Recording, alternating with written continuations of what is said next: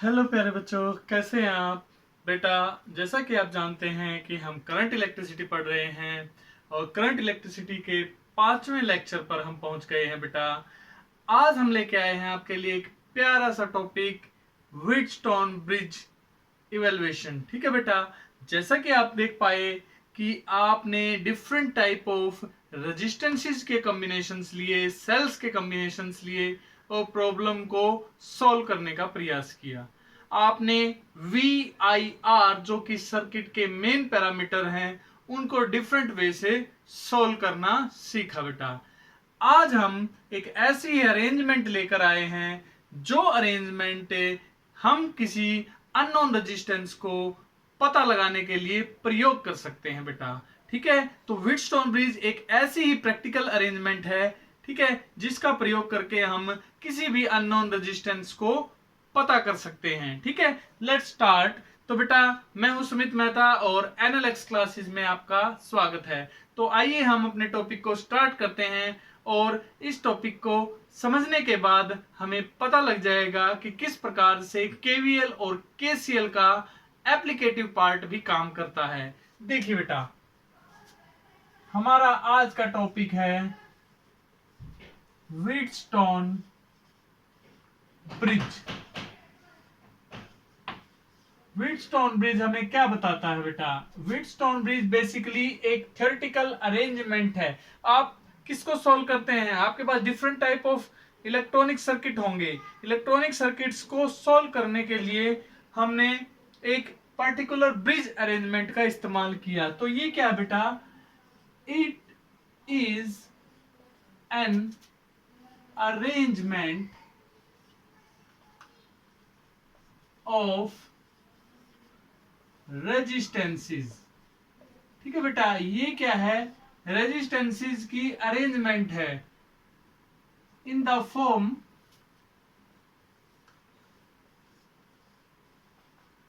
Of A bridge. कि भाई हम रेजिस्टेंसेस को इस प्रकार से अरेंज करते हैं in the form of A bridge so that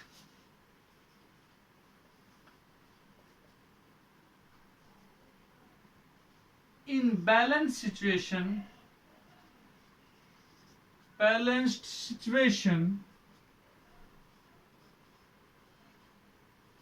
क्या होगा बेटा? बैलेंस सिचुएशन के अंदर रेशियो ऑफ किसकी बेटा?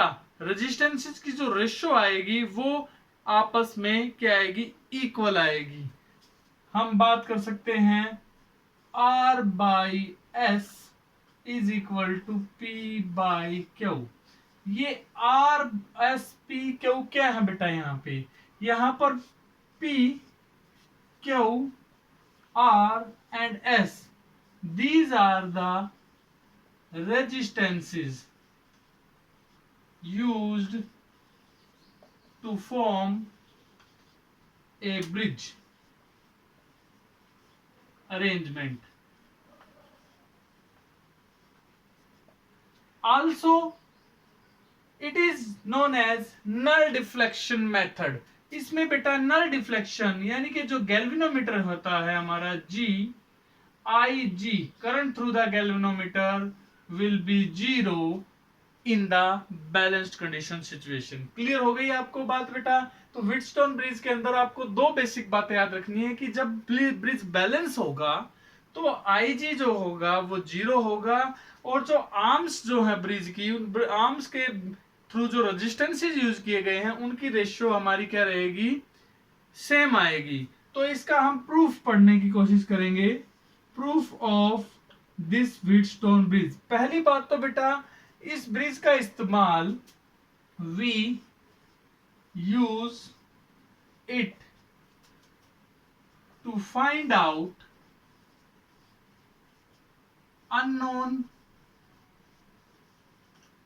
Small resistance. बेटा, स्मॉल अननोन रेजिस्टेंस की वैल्यू को हम कैलकुलेट करने के लिए इसका इस्तेमाल करते हैं। एक इसकी बात हो गई। दूसरी बात हमें पता चलेगी कि इसकी सहायता से हम रेजिस्टेंस एट एनी टेम्परेचर। ठीक है, तो हम किसी तापमान पर, अननोन तापमान पर, या किसकी वैल्यू को, रेजिस्टेंस की वैल्यू को क्या कर सकते हैं, कैलकुलेट कर सकते हैं। आपको पता है एक प्रॉपर्टी की, resistance is directly proportional to temperature for a conductor. तो बेटा कंडक्टर के केस में रेजिस्टेंस किसी भी टेम्परेचर पर अगर कैलकुलेट करना हो तो हम उसको क्या कर सकते हैं, कैलकुलेट कर सकते हैं। ठीक है, तो इस प्रॉब्लम को सोल्व करने के लिए हमने जो ये लिखा है व्हीटस्टोन ब्रिज के बारे में, उस टाइप के अरेंजमेंट का हम इस्तेमाल करेंगे बेटा। तो देखिए सबसे पहले हम एक Wheatstone bridge like arrangement create करते हैं। इसके अंदर हमारे पास कॉम्बिनेशन ऑफ 4 रेजिस्टेंसेस हम प्रयोग करेंगे।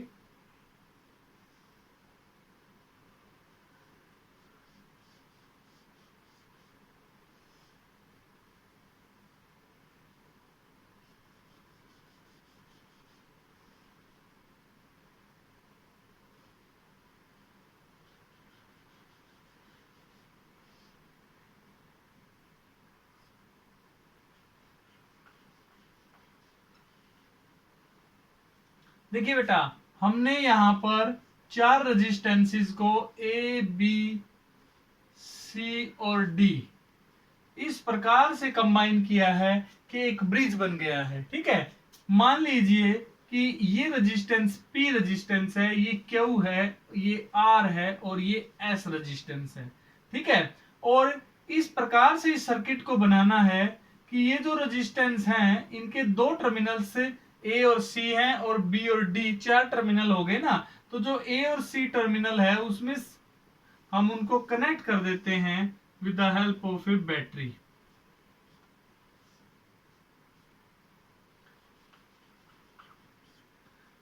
एंड एक्सटर्नल रेजिस्टेंस आर, साथ ही साथ हम की भी यूज कर लेंगे।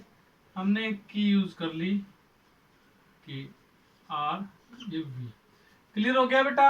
तो इस प्रकार से हमने एक क्लोज सर्किट ले लिया जिसके अंदर हमारे जो ब्रिजेस ना रेजिस्टेंसेस है वो इस प्रकार से कनेक्ट किए हैं टू फॉर्म ए ब्रिज। ठीक है, और यहां पर हमने बी और डी के बीच में एक गैल्वेनोमीटर का इस्तेमाल कर लिया, जी का। ठीक है, ये रहा। अब आपको पता है जैसे ही हमारी स्विच ऑन होगी करंट स्टार्ट फ्लोइंग, करंट यहां से जाएगा, आपको पता ही है।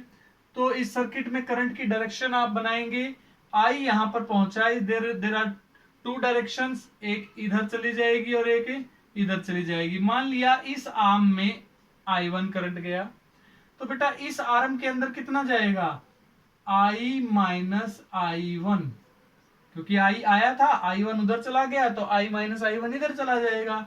यहां पर कितना पहुंचा बेटा, ये जंक्शन बन रहे हैं। ठीक है, यहां पर पहुंचा I1 में से IG इधर चला गया बेटा, तो इधर कितना जाएगा, इधर जाएगा I1 माइनस IG, इस आर्म में इतना जाएगा।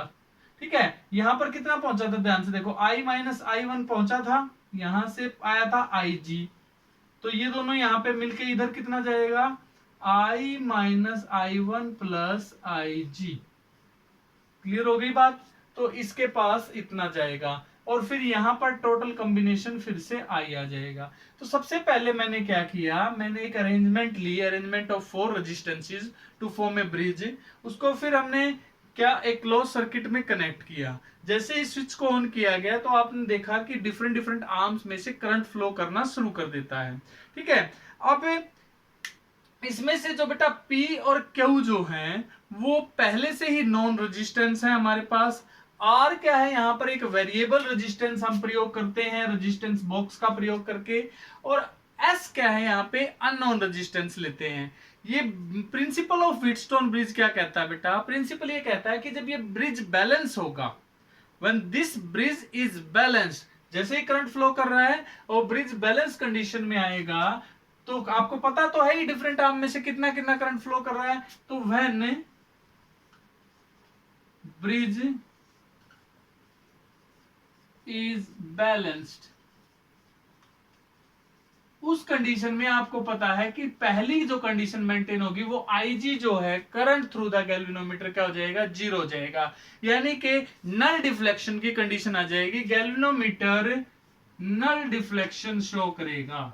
इसीलिए इस मेथड को नल डिफ्लेक्शन मेथड भी बोला जाता है। क्लियर हो गई बेटा बात। अब उसके बाद दूसरी कंडीशन क्या रह जाती है, हमें इन वैल्यूज का पता करना है, इस रेशियो को डेवलप करना है। तो इस सर्किट में करंट वैल्यू को निकालने के लिए आपको पता है हम केसीएल और केवीएल, किरचॉफ्स करंट लॉ और किरचॉफ्स वोल्टेज लॉ का प्रयोग करते हैं।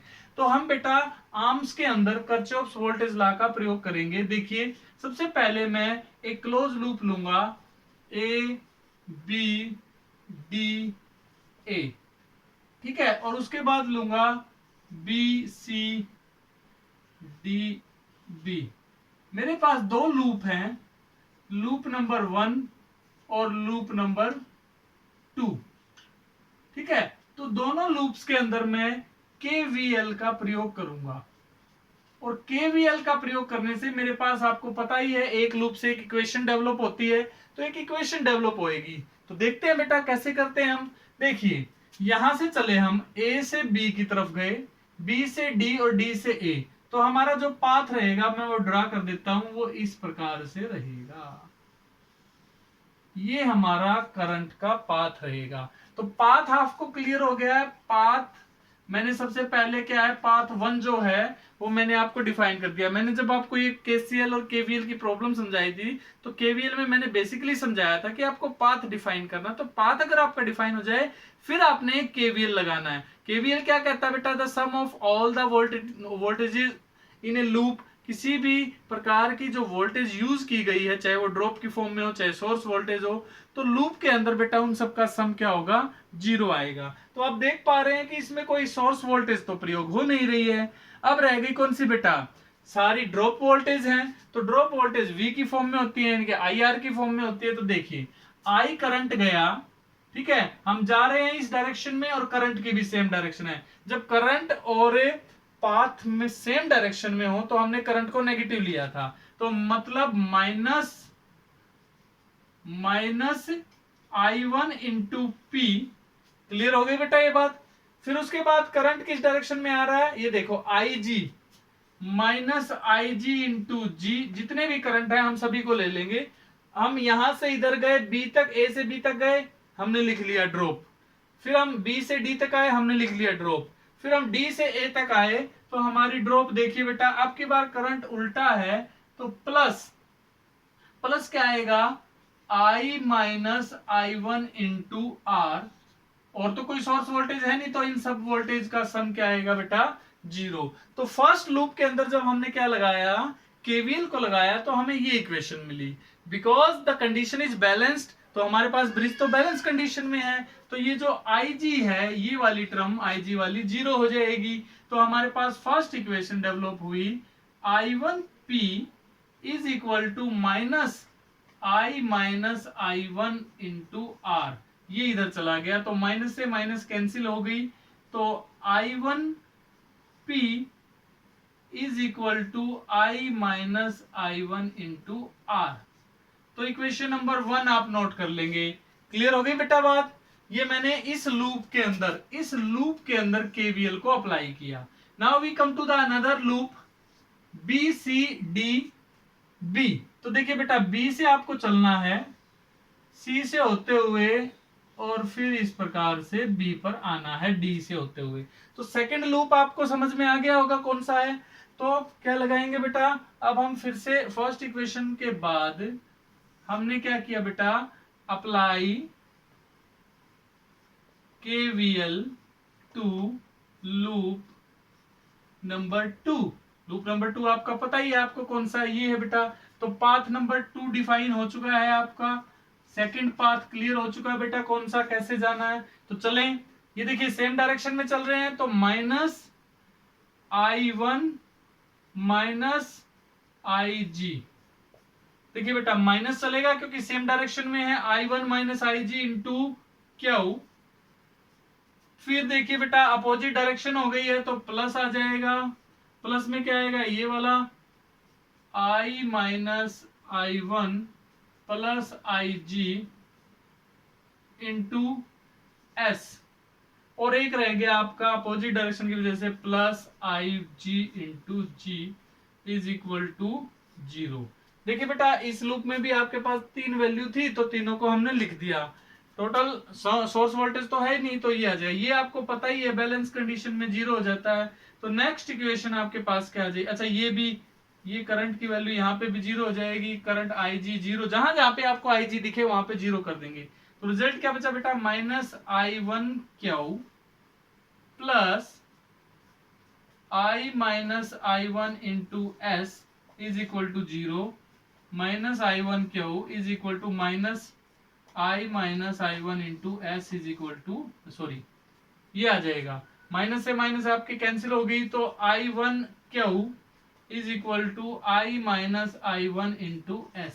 इक्वेशन नंबर 2, ध्यान से देखिए बेटा, इक्वेशन नंबर 1 और इक्वेशन नंबर 2 दोनों में लेफ्ट हैंड साइड में I1 है और राइट हैंड साइड में I माइनस I1 है।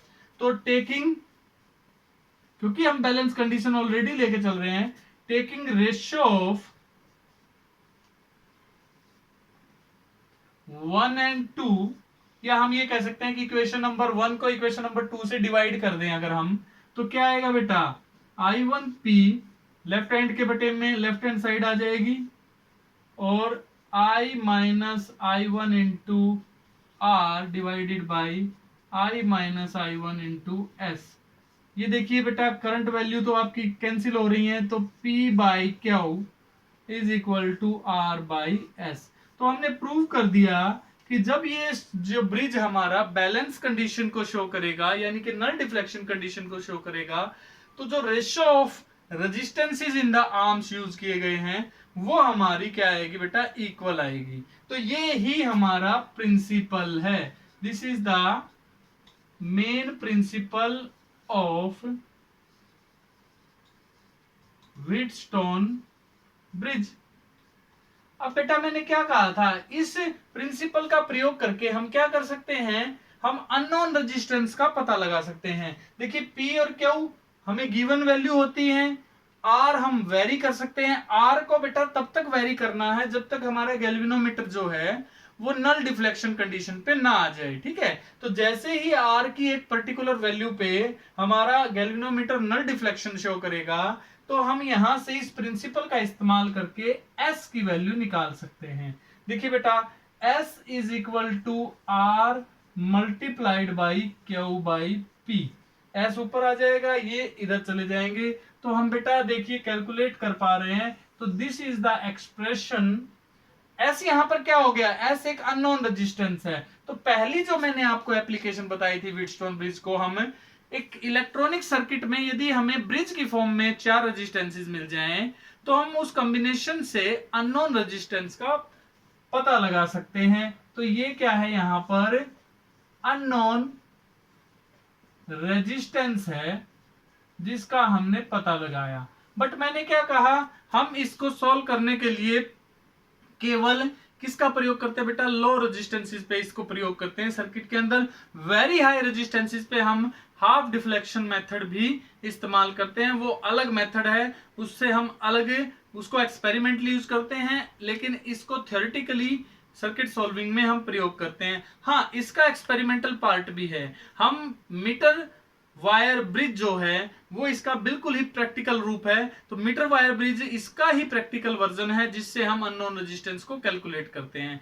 पर वो फिलहाल के लिए सीबीएसई के सिलेबस से आउट कर दिया गया है, तो उस पर हम चर्चा नहीं करेंगे। हम इसके दूसरे टॉपिक पे चर्चा करेंगे। एक एप्लीकेशन तो आपको समझ में आई कि अगर आपको इस प्रकार से कोई सर्किट मिल जाए तो कैसे सोल्व करना है। दूसरा बेटा, आपने इसका ही इसी सर्किट का इस्तेमाल करके कि क्या करना बेटा, टेम्परेचर वैल्यू पे, किसी भी टेम्परेचर वैल्यू के ऊपर रेजिस्टेंस, अननोन रेजिस्टेंस की वैल्यू को कैलकुलेट करना है। हमारे पास ये एक बैटरी थी, ये एक एक्सटर्नल रेजिस्टेंस था, ये की थी, तो इस प्रकार से हम निकाल लेंगे बेटा। देखिए अगर मैं इस रेजिस्टेंस को, एस रेजिस्टेंस को रिप्लेस कर दूं, ठीक है, किसी वेरिएबल रजिस्टर से, वेरिएबल रजिस्टर का मतलब जिसका रेजिस्टेंस हमें निकालना है, पता नहीं है, और वो रेजिस्टेंस वेरी करता है टेम्परेचर के साथ, तो हम बेटा एक प्लेटिनियम की रेजिस्टेंस वायर ले लेते हैं, ठीक है। इस प्रकार से हम प्लेटिनियम की एक रेजिस्टेंस वायर ले लेते हैं। तो टेम्परेचर डिपेंडेंस रजिस्टर वैल्यू हम ले लेते हैं बेटा। इस प्रकार से एक सिंपल सा सर्किट मॉडिफिकेशन हम कर लेंगे।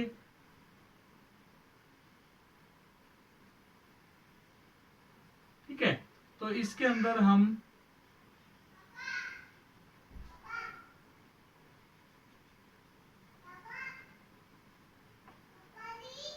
एक सिंपल सा मैंने एक सर्किट डायग्राम बना दिया जिसमें हमने क्या किया, रेजिस्टेंस को कनेक्ट कर दिया जो अननोन है, और इसको हम बेटा एक कंटेनर के अंदर यूज करेंगे।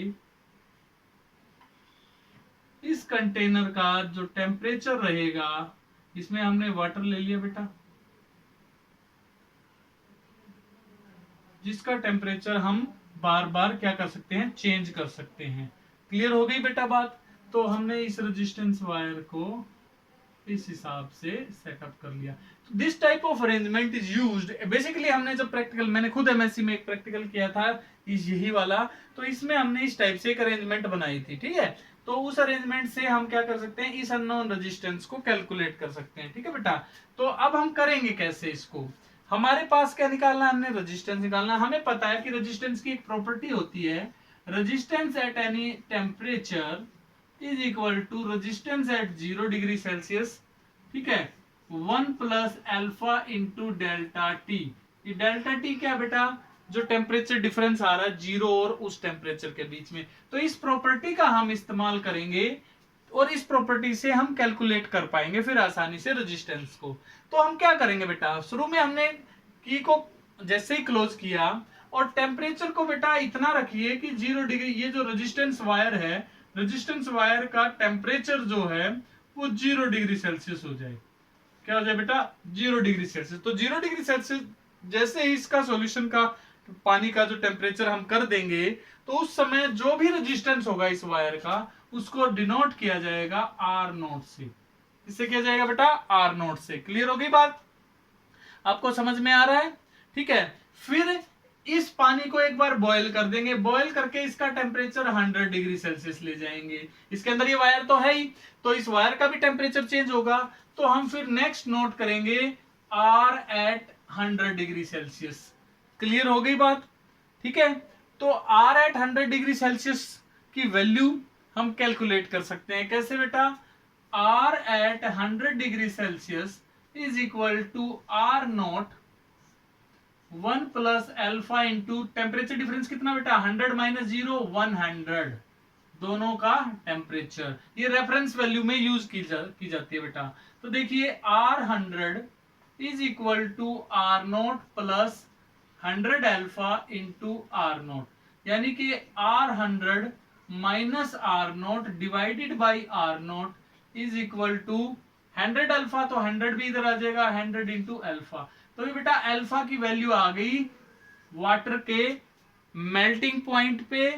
ठीक है, यानी कि 0 डिग्री सेल्सियस पे और बॉइलिंग पॉइंट पे हमने अल्फा की वैल्यू इक्वेशन नंबर 1 से कैलकुलेट कर ली।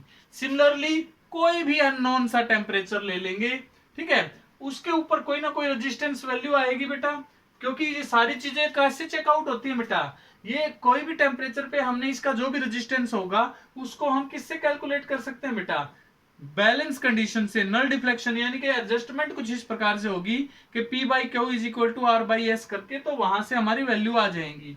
तो बेटा यहाँ पे व्हीटस्टोन ब्रिज का प्रिंसिपल भी यूज करना है आपको। तो वहां से हमारे पास मान लिया आर थीटा, वो क्या आएगा बेटा, R nought 1 plus alpha into difference क्या आएगा 0, theta minus 0 at any temperature, तो थीटा माइनस 0 ये आ जाएगा। तो यहां से भी अल्फा का मान क्या आएगा बेटा, जैसे इसमें लिखा था R theta minus R nought divided by R nought into temperature जो भी रहेगा थीटा रहेगा। इक्वेशन नंबर 2, ये दोनों वैल्यू किसकी है बेटा, टेम्परेचर कोफिशिएंट की, अल्फा की। ठीक है, फॉर ए कंडक्टर, तो ये हमारे पास दोनों equation number 1 equal to equation number 2 जब हम करेंगे तो हमारे पास एक रिजल्ट आएगा R 100 minus R nought by R nought is equal to R theta, अच्छा 100 भी आएगा बेटा यहाँ पे, R theta minus R nought by theta R nought से आर नोट कैंसिल हो गया है, आपको पता चल गया। क्लियर हो गई बेटा बात। तो अब आप क्या लिख पा रहे हैं, देखिए ध्यान से, हमें तो थीटा निकालना है, हमें तो उस टेम्परेचर का पता करना है। तो हमारे पास क्या रिजल्ट आएगा बेटा इस इक्वेशन से, theta is equal to R theta minus R nought divided by R 100 minus R nought multiplied by 100। तो ये जो मैंने एक इक्वेशन आपको थ्योरेटिकली डेवलप करके दी है, इस इक्वेशन का प्रयोग करके आप थीटा क्या है यहां पे बेटा, एनी आर्बिट्रेरी टेम्परेचर, हम बेटा उस टेम्परेचर को पता कर सकते हैं। देखिए R theta R nought R 100 निकालना तो व्हीटस्टोन ब्रिज का प्रिंसिपल है, बैलेंस कंडीशन से हम कैलकुलेट कर सकते हैं। पर उस टेम्परेचर को निकाल पाना कि ये जो वैल्यू है ये किस टेम्परेचर पर आ रही है, तो उस टेम्परेचर वैल्यू को हम कैलकुलेट कर सकते हैं यहाँ पे। तो resistance at any temperature also we can calculate the temperature of the उस जो भी सॉल्यूशन वाटर यूज किया गया है उस दौरान निकाल सकते हैं। तो बेटा इस प्रकार से आपने व्हीटस्टोन ब्रिज को प्रैक्टिकली काम करते हुए देखा इलेक्ट्रॉनिक सर्किट में। मैंने आपको बताया कि स्लाइड वायर ब्रिज जो है इसकी प्रैक्टिकल फॉर्म है, वहां पर हम इसको प्रैक्टिकली करते हैं। ये थ्योरेटिकल प्रॉब्लम्स को, मैथमेटिकल प्रॉब्लम्स को सॉल्व करने के लिए प्रयोग किया जाता है। इसके बाद आप समझ पा रहे होंगे कि किस प्रकार से हम रेजिस्टेंस से कनेक्टेड कोई अगर सर्किट है जो ब्रिज फॉर्मेशन करता है तो उसको सोल्व कैसे करें। तो बेटा फिर से मिलते हैं हम नए लेक्चर में, तब तक आप इस टॉपिक को अच्छे से प्रिपेयर कर लेंगे बेटा, ठीक है। सी यू, बाय।